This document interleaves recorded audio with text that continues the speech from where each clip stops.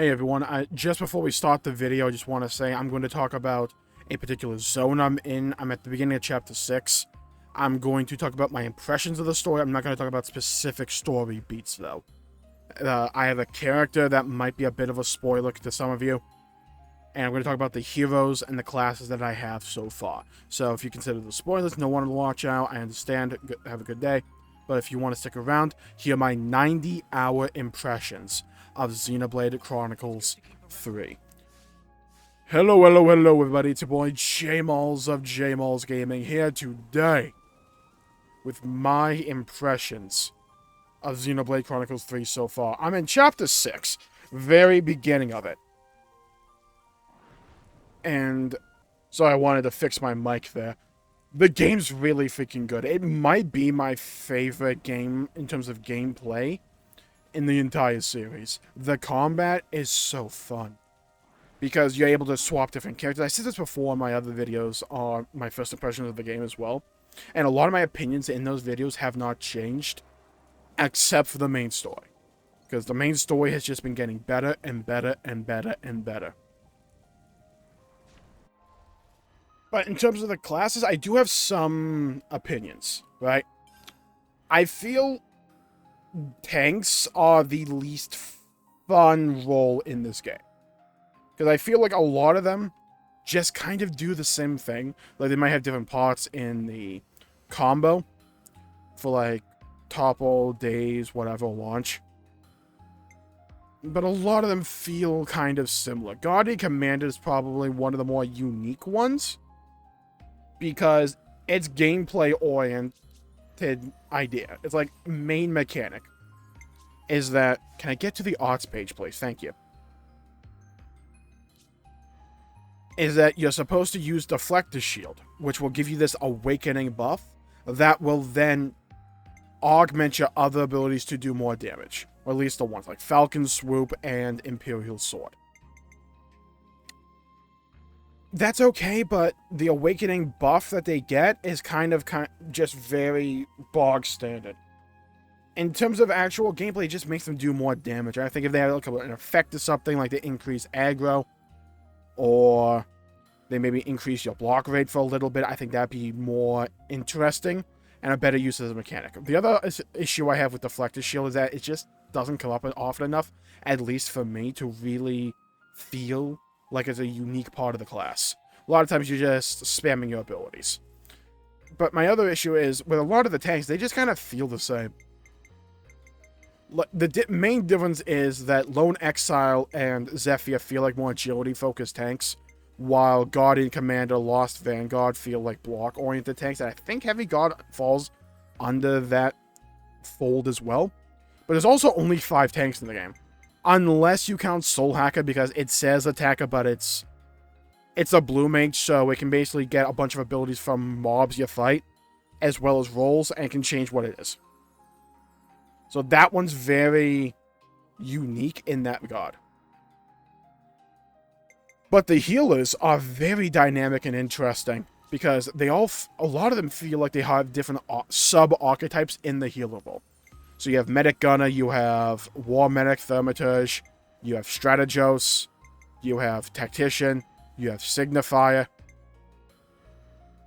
and you also have Troubadour, who I have not gained access to yet, and of course Soul Hacker, because this can be all the roles. But they do feel different and they feel unique. A lot of, like, things like War Medic or Medic Gunner, they feel, and Strategists, they feel like more raw healing focused healers. And I do like that. I do appreciate having that kind of role for a healer. You have others that feel like they're more support oriented, like the Tactician. You have Thaumaturge, which feels like it's a more DPS oriented healer who can do some healing, but he can also, his focus seems primarily on doing damage, which is okay. It has a role. And then you have something like Signifier, which is extremely unique.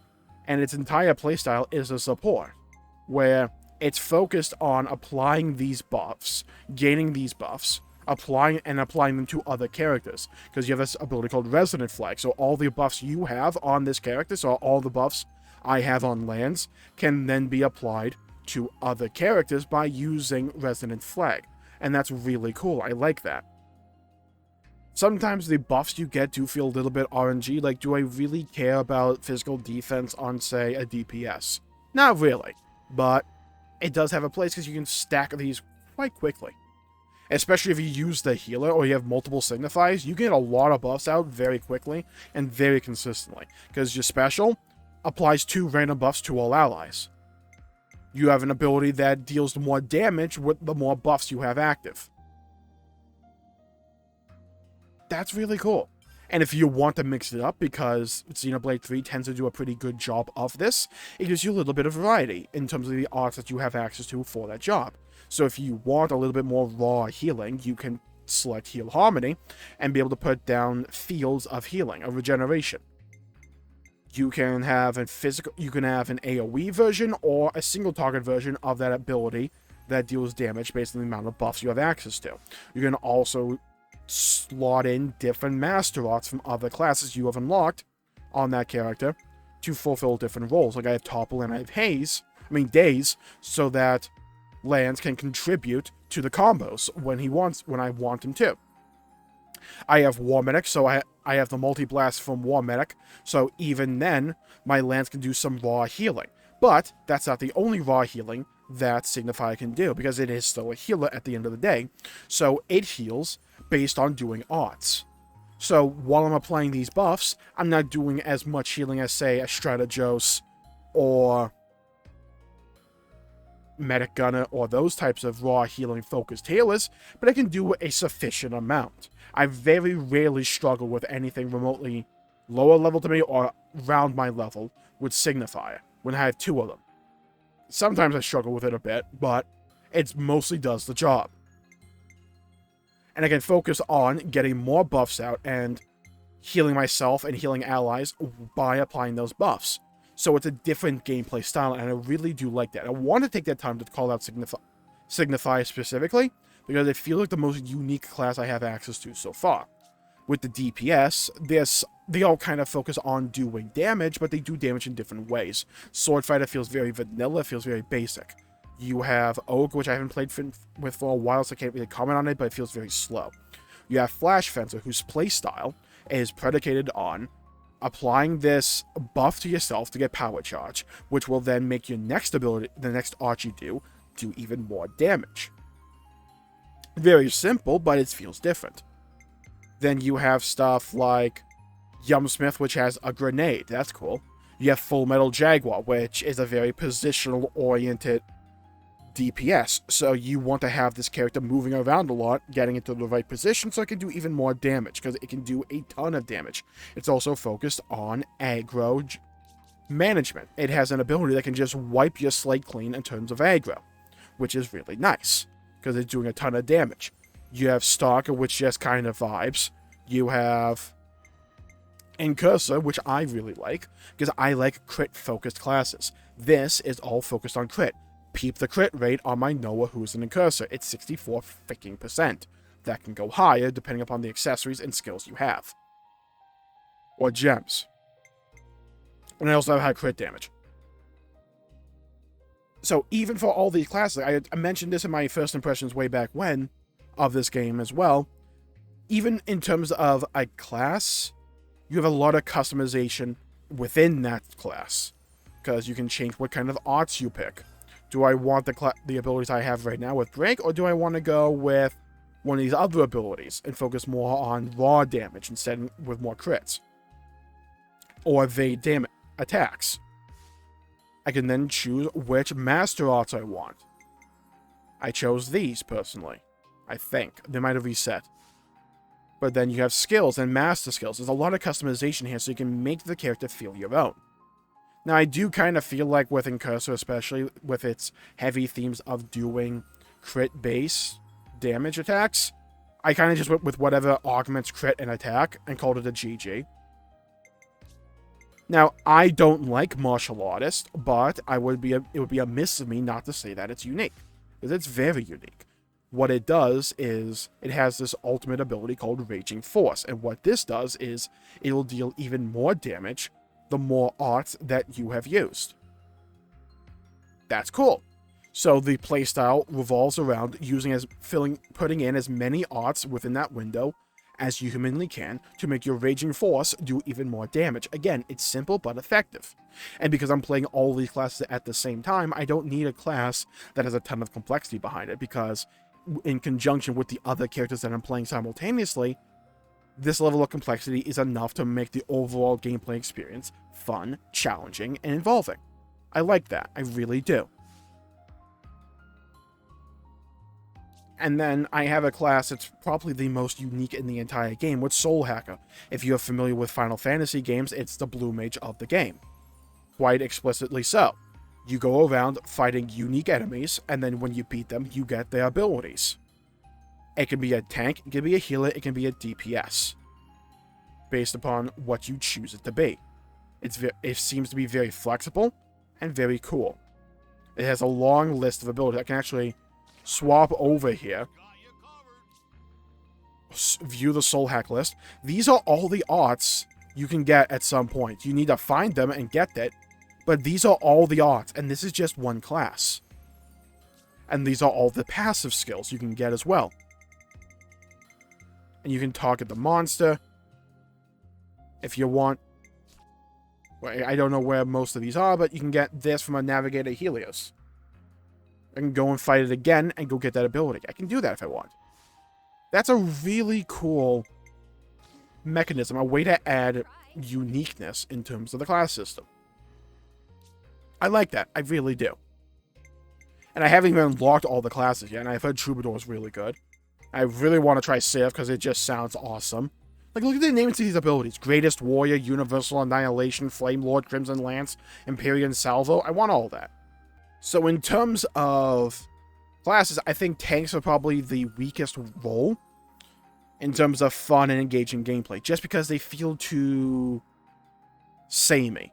I would have liked to have seen maybe one or two more tank classes in the game with a bit more variety in terms of playstyle, because they all just kind of boil down to press your buttons to do damage, and you might have a channel ability that will increase your block rate or something. The Guardian Commander has a unique element with Deflector Shield, but all that really does is just mean that Imperial Sword and Falcon Swoop do more damage. I would like to have seen a little bit more variety, a little bit more uniqueness in terms of the role. It's a fine role. It's not like a detriment to the overall gameplay experience. I would just like to see some more, and hopefully some of the DLC classes we get later on will help solve and remedy those issues. Okay. I don't want to go on forever, but the story bit I just did at the end of Chapter 5 and at the beginning of Chapter 6 might be one of my favorite moments in games of all time. Only reason I say one of is because it's very cutscene heavy, and there's not a lot of gameplay towards it. That's fine, depending upon the person. But for me, I'm fine with that. I don't mind long cutscenes in my video games, but others do, and that's fine. It just won't land for you as hard as it did for me. I reacted to this on stream as well. It was very emotional. It was a very compelling and well-told story. It made characters I was kind of like here or there on. It made those characters very engaging, personable, and very endearing. It recontextualized a lot about the characters and how they interacted with other characters beforehand. It's one of the best sections, not just in terms of all of Xenoblade, because it definitely is, but it's one of the best stories I've heard and seen in a video game. And the way they are able to take these grandiose topics and messages and boil them down towards this character-driven story that they told within the confines of those cutscenes, while always keeping the player on their toes, it's Monolith storytelling at its finest, in my opinion. Monolith is expert when it comes to using your expectations against you, because sometimes they'll make you think, oh, they're going to go along with this trope, or because it's Monolith, they're going to go against that trope, so they'll do the opposite. And a lot of the times, they'll find some kind of middle ground in between to mess with you and make you not, and still make you feel surprised. But they won't just do it to make you feel surprised. They'll do it because it lends itself to the story that they are telling, to the message they are trying to distill. And I think they do it better than most other game developers out there. They're expert at this. And it always blows me away every time they manage to pull it off. Because I don't know who they have on their writing team, but they're special. And it's probably a team effort, but they're freaking special. And whatever they're doing, they're doing it really well. Because the story for Xenoblade 3, going into Xenoblade 3, I had anticipated to be probably one of my top 5 games of all time, just because I am head over heels with this entire franchise. If Xenoblade 3 stays on track with the level of storytelling it just did for the rest of the game and nails the ending, it might exceed my expectations. And I had very lofty, high expectations for this game, because Xenoblade 1 is probably in my top 10 games of all time, and Xenoblade 2 is probably in my top 5 games of all time, and that's largely predicated upon the stories that were told in those games. Because the types of stories that Monolith tells, and the way they tell them, match up with a lot of what I like to get out of stories for games. They're very well written, very well executed, very well paced for the most part. They're character-driven stories, and their characters are very lovable, and you can understand them. You may not agree with them, but you can understand where they're coming from. They're very relatable in that respect, and they're very understandable. They feel like characters. They don't just feel like mechanisms or tools to further the story along. At least most of the time. And I really enjoy that. And I really am enjoying Xenoblade 3. The gameplay is probably the best in the franchise I've played, because being able to swap what character you're playing as is a really good thing. Like, let me show you this. I can go in, back, crit right up, do that, move over here, use an attack here, cancel into quick draw, move over here. I want to do a shield wall, so I get more I can do better tanking there. Move over there, use get a buff there, random buff, resonant flags to share those buffs around. That's a short fight, but then you go into the interlinking. You turn into giant mechs. You choose when to do that. You have the chain attacks, which is a very fun and fleshed out system in my opinion. I really like how they handled the chain attack system in this game. And I like the decision making I always do, where it's like, do I want to use this chain attack to do damage? Or do I want to use it at the end of this enemy's life so I can farm a lot of XP from it? I like being able to make those choices. There's a lot of player agency when it comes to this. And I really do enjoy exploring the world of Xenoblade 3. It's just such a beautiful world to explore. I love doing the side quests. The side quests are so much better in this game. It's probably the best series of side quests in all of Xenoblade, just in terms of how they're handled and how they're tackled in the pacing. Xenoblade 1 had too much filler quests. Xenoblade 2 was cool, but you needed to win the gacha rolls to get the blades that you really wanted, which sucked to get them, but once you had them, it was pretty good. 3 just threw out a lot of the annoyances and kept all the good stuff from the previous games. And if I could, like, sum up Xenoblade 3 in a sentence, it would really be, it's the best of the previous Xenoblade games without any of the bad. Or, like, without 95% of the bad. This is what you want to see in a sequel. You take the good, you make that good even better, you use the tactics and the techniques you've used to make that good in the first place to make it even better. And you learn from your mistakes, and you go from there, and you don't repeat those mistakes. You make what you have already better, and you remove the bad. Very well executed, very well designed, it's intuitive, it makes sense, it feels fun. And that's Xenoblade 3 in a nutshell. And it feels engaging. From the first cutscene you see, all the way to where I'm at right now. And I can't wait to play some more of it. So thank you for tuning in. My pleasure for making the video. If you enjoyed it, please leave a like and subscribe. It really helps the channel out and helps support future content, and I greatly appreciate it. Leave a comment down below with your impressions of Xenoblade 3 so far. Have you played it? Have you beaten it? Have you not played it? Do you want to play it? Let me know. Stay safe out there, everybody. Have a great day. While you're down there, please leave a like and subscribe. It really helps the channel out and helps support future content. And I greatly appreciate it. And the music in this game is so good, by the way. I love this zone theme so much. Stay safe out there, everybody. Have a great day, and I'll see you all next time. Bye-bye, everybody.